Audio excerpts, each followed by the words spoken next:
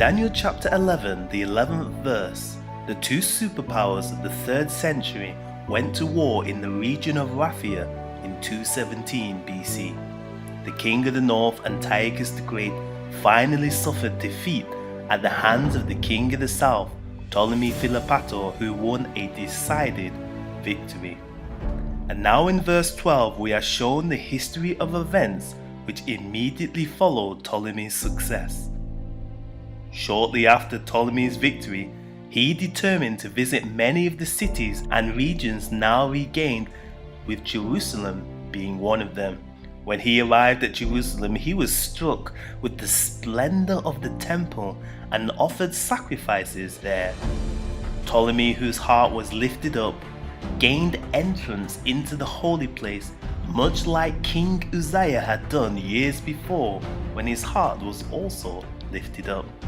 But not content with this, Ptolemy urged his way towards the most holy place. According to the law of the Jews, this was forbidden by everyone except the high priest once a year on the Day of Atonement. But like King Uzziah, Ptolemy would not hear these reasons, even with much of the city in protest. Full of pride over his recent success and not willing to be restrained, he pressed forward, even more determined to enter the most holy place. Suddenly, he was seized with a strange terror and alarm of mind. Then, paralyzed momentarily in his legs, he mysteriously fell down, half dead. Ptolemy Philopator was carried out of the temple in this condition before he could reach his desired destination. As a result, Ptolemy Philopator left Jerusalem, burning with anger against the whole nation of the Jews. And when he arrived back to Egypt in Alexandria, he began a persecution against the Jews which increased over time. One of the first decrees he made was that everyone who would not sacrifice to his god Bacchus could no longer have access to him, expelling all Jews from their offices of dignity. Ptolemy ordered certain Jews to be branded with a hot iron in their faces with the sign of an ivy leaf, the sign of Bacchus. Those that refused to either sacrifice to his god or to come and receive the mark of the ivy leaf were put to death. The oppression against the Jews increased more and more until many 10,000s of God's people were cut down in persecution. History documents one of the decrees in the following words: "As soon therefore as the contents of this letter become known to you, in that same hour we order those Jews who dwell among you with wives and children to be sent to us vilified and abused, in chains of iron, to undergo a death cruel and ignominious, suitable to men disaffected. Whoever shall shield a Jew, whether it be old man, child, or nursing baby, shall with his whole house be tortured to death. Whoever shall inform against the Jews, besides receiving the property of the person charged, shall be presented with 2,000 drachmas from the royal treasury, shall be made free, and shall be crowned. Whatever place shall shelter a Jew shall, when he is hunted forth, be put under the ban of fire, and be forever rendered useless to every living being for all time to come." And so it was that after the battle of verse 11, the people of God, who at that time were the Jews, suffered a great crisis and persecution, and sudden destruction came on God's people who lived within Ptolemy's jurisdiction of Egypt. However, as recorded in verse 12, and as we will see in part 6, the southern kingdom was not strengthened by persecuting the apple of God's eye, and from that time onwards the southern kingdom took a steady decline, never to be reversed. Daniel's reputation for repetition now shines light on current events as we come down to our day. It is important to notice that so far the repeat of history occurs in the same order, verse by verse. We saw that in part 4 that as the two superpowers of the 3rd century in verse 11 warred against each other in the region of Raphia in 217 BC, so the two superpowers of the world today, Russia and America, are warring against each other in the region of Ukraine. And then next in the history of verse 12, we see a persecution by the king of the south, Ptolemy, on God's people. Well then, in the repeat of history, we can expect that in our day, the next major event after the war is the repression and persecution of God's people by the king of the south today within his jurisdiction.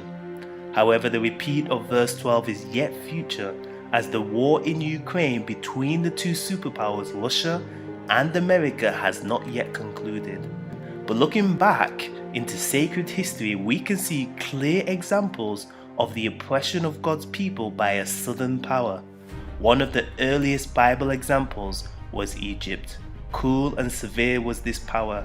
Not only were the people of God held under the most oppressive bondage, but they were also subjected to a large-scale massacre of their infant baby boys. But God's prophetic eye not only foretold their persecution, but also their final deliverance at the hand of Moses. France was the next to take position. Just prior to this, France left its cruel mark in the history of St. Bartholomew's massacre. In 1572, a bell tolling at midnight was the signal for the slaughter of the Protestants.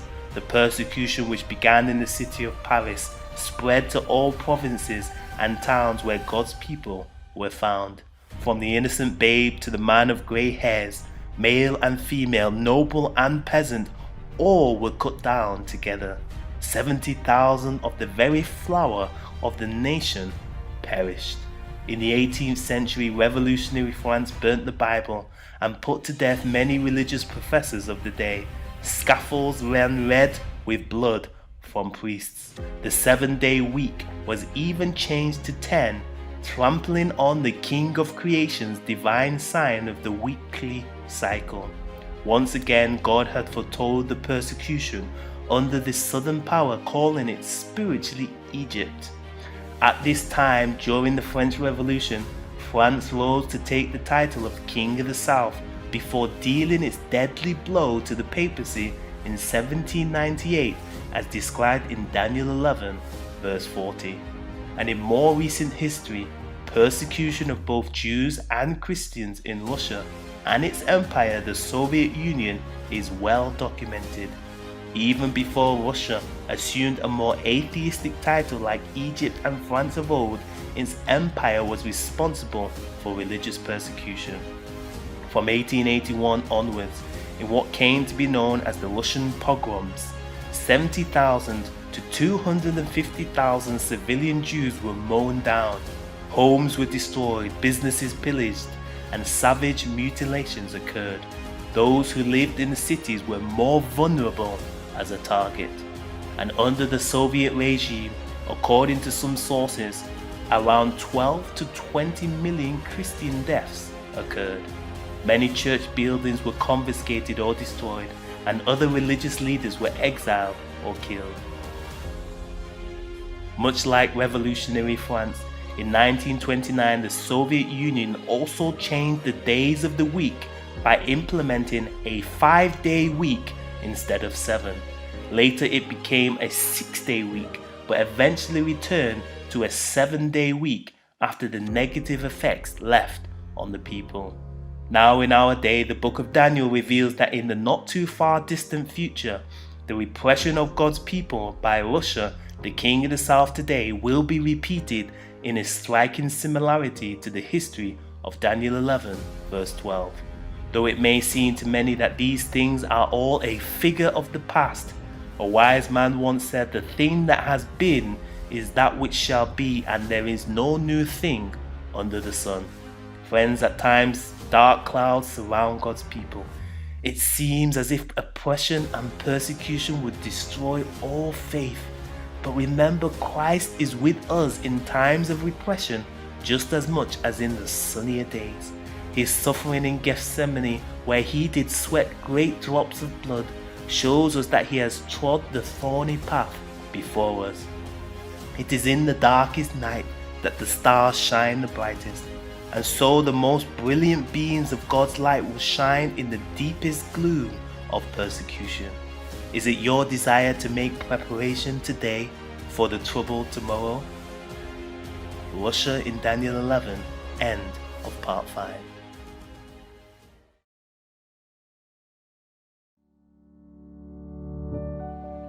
Russia in Daniel 11, part 6.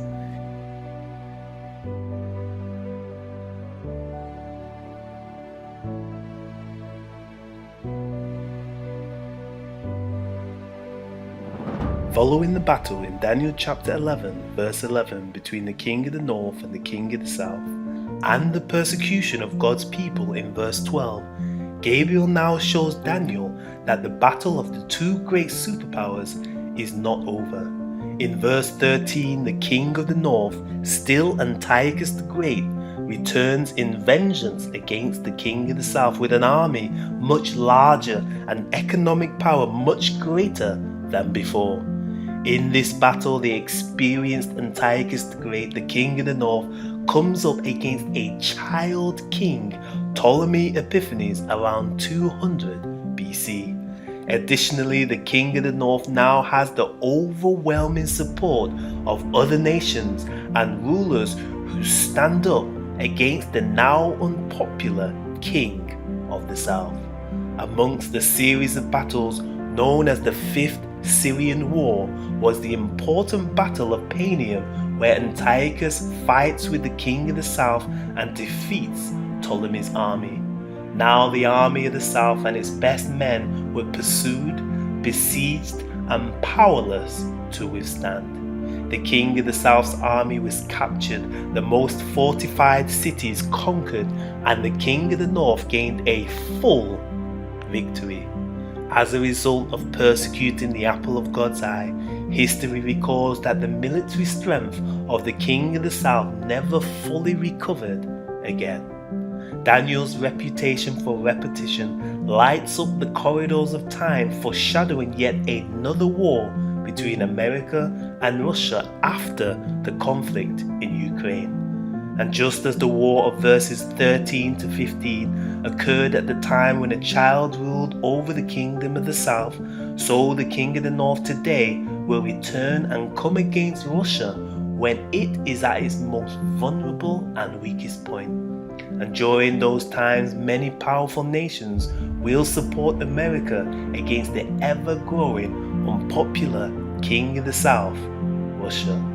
Therefore, the earlier verses of Daniel foreshadow an almost global war between the two superpowers, Russia, the king of the south, and America, the king of the north, that will be larger than the present war today.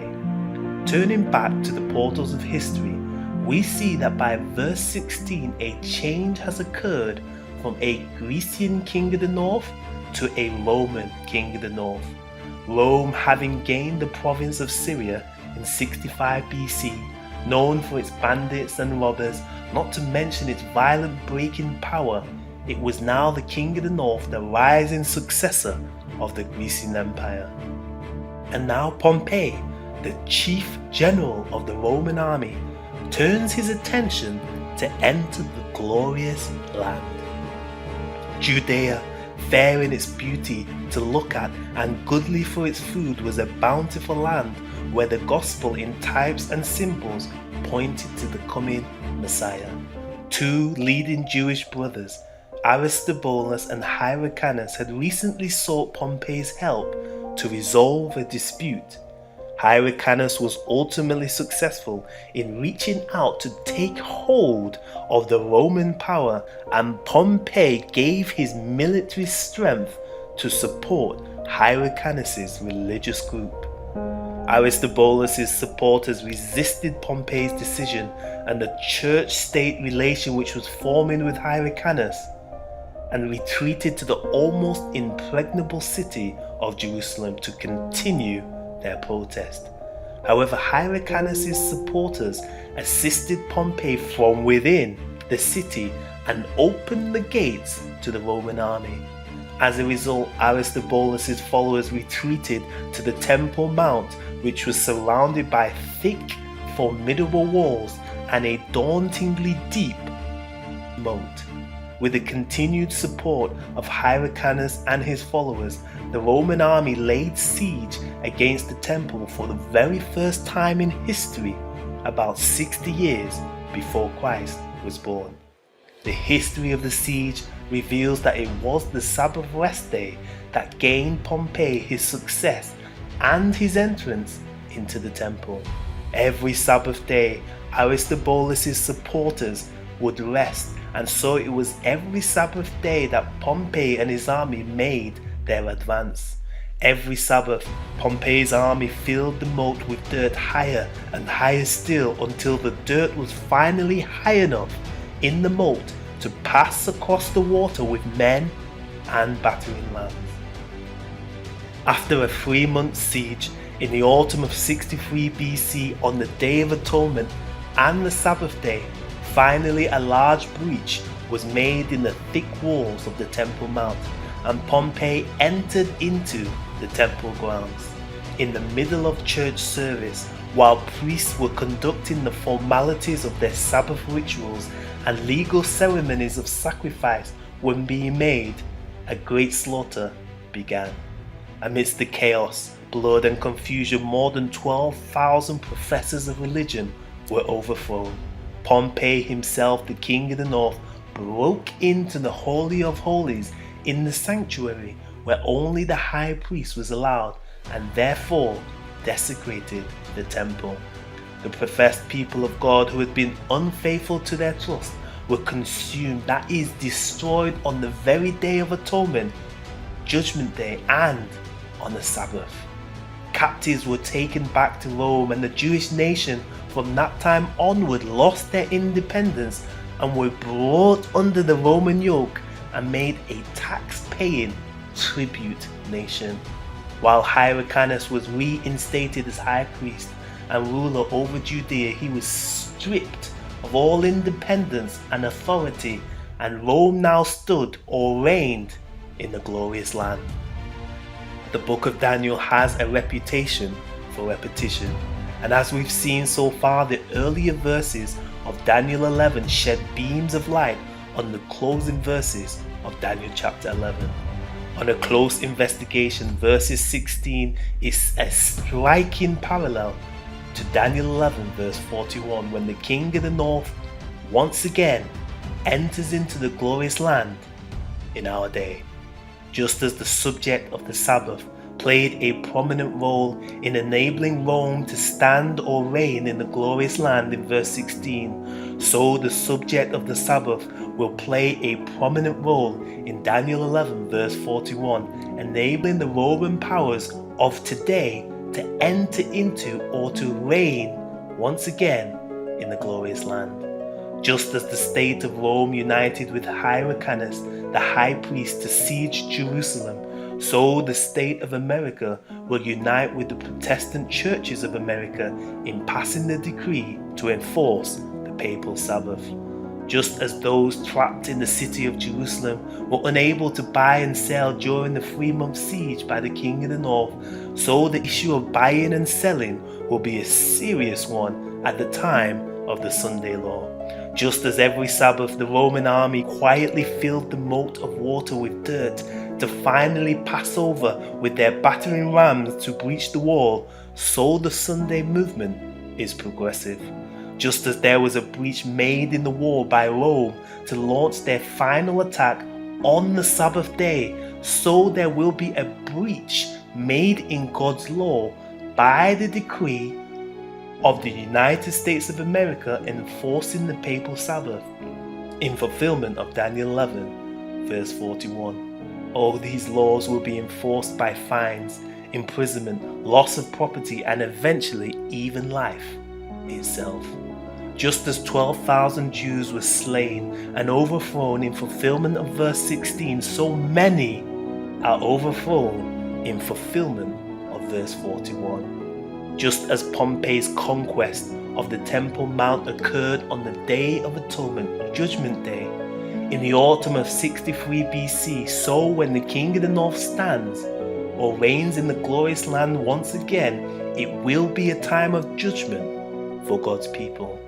And those who have not made God and His Word a rock beneath their feet will be overthrown in the judgment that begins at the house of God. But thank God some will escape to seek refuge in desolate and solitary places, just as Lot and his 2 children escaped the destruction of Sodom and Gomorrah for the hills and mountains. So Edom, Moab, and the chief of the children of Ammon will escape to more remote places of the earth, finding a refuge in Christ and his mountain fortresses to keep his law. Friends, we should be preparing for what is soon to break upon the world as an overwhelming surprise. The sun might be going over its usual round, whilst pleasure lovers attend theatres and gaming scenes, but probation's hour is fast closing. Are you being kept occupied until the day probation ends and the door of mercy is forever shut? The events before us will demand more than a religion of words and forms where truth is kept in the outer court. The preparation of diligent study and a striving to bring our lives in tune with the Word of God is our only safety. O watch ye therefore and pray always, that you may be accounted worthy to escape all these things that shall come to pass, and to stand before the Son of Man. Russia in Daniel 11, end of part 6.